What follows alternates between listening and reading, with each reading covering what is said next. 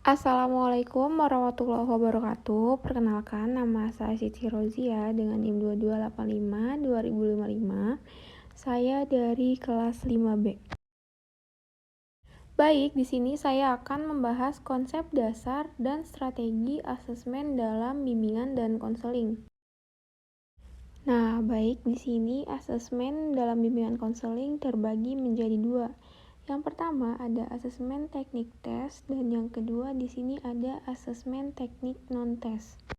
Baik, sebelum kita membahas asesmen teknik tes dan non-tes, mari kita bahas asesmen dulu. Baik, asesmen ini merupakan salah satu kegiatan pengukuran dalam konteks bimbingan dan konseling. Asesmen itu mengukur suatu proses konseling yang harus dilakukan konselor sebelum, selama, dan setelah konseling tersebut dilaksanakan atau berlangsung. Asesmen itu merupakan salah satu bagian terpenting dalam seluruh kegiatan yang ada dalam konseling, baik konseling kelompok maupun konseling individual. Karena itulah asesmen dalam bimbingan konseling ini merupakan bagian yang terintegral dengan proses terapi maupun semua kegiatan bimbingan konseling itu sendiri. Karena posisinya sebagai dasar dalam perencanaan program BK yang sesuai kebutuhan, di mana kesesuaian program dan gambaran kondisi konseli dan kondisi lingkungannya dapat mendorong pencapaian tujuan layanan BK. Baik, di sini kita akan bahas asesmen yang pertama, yaitu asesmen teknik tes. Nah, asesmen teknik tes ini hanya digunakan oleh sebagian konselor yang telah memiliki sertifikasi untuk menggunakan asesmen teknik tes psikopedagogis. Nah, adapun pengertian asesmen teknik tes ini telah dikemukakan oleh beberapa ahli, diantaranya yang pertama dari Cronbach tahun 1960 menyatakan tes merupakan prosedur sistematis untuk membandingkan tingkah laku dua orang atau lebih, dan pada tahun 1970 sampai 1997 beliau menyempurnakan pengertian kata tes sebagai prosedur sistematis yang digunakan untuk mengobservasi dan menggambarkan tingkah laku dengan menggunakan tujuan skala atau kategori tertentu.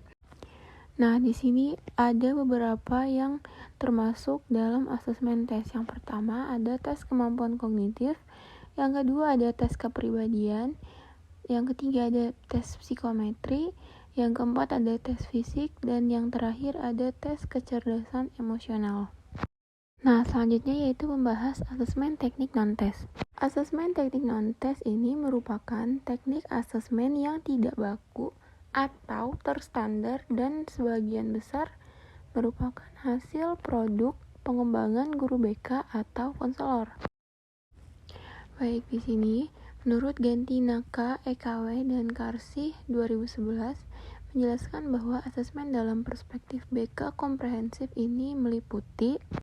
Nah, baik, di sini yang termasuk dalam asesmen teknik non-tes yang pertama wawancara, kedua observasi, ketiga angket, keempat sosiometri, kelima DCM atau daftar cek masalah, keenam ada alat ungkap masalah atau AUM, dan yang terakhir ada inventory tugas perkembangan atau ITP. Selanjutnya, apa sih perbedaan asesmen teknik tes dan non-tes? Nah, jadi asesmen teknik non-tes ini lebih bersifat kualitatif karena mengukur ranah sikap dan keterampilan peserta didik. Sedangkan tes ini bersifat kuantitatif karena sering digunakan untuk mengevaluasi hasil belajar peserta didik dari segi ranah berpikirnya. Baik, selanjutnya di sini ada kapan teknik tes dan non-tes digunakan dalam pembelajaran.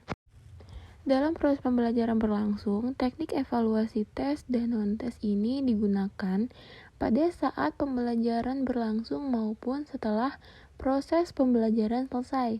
Karena pada kenyataannya, teknik evaluasi yang digunakan oleh seorang guru dalam proses evaluasi hanya menggunakan teknik evaluasi tes saja. Oke, gak kerasa materi udah semua saya sampaikan. Mungkin hanya itu saja yang dapat saya sampaikan, kurang lebihnya mohon maaf. Wassalamualaikum warahmatullahi wabarakatuh. Bye-bye.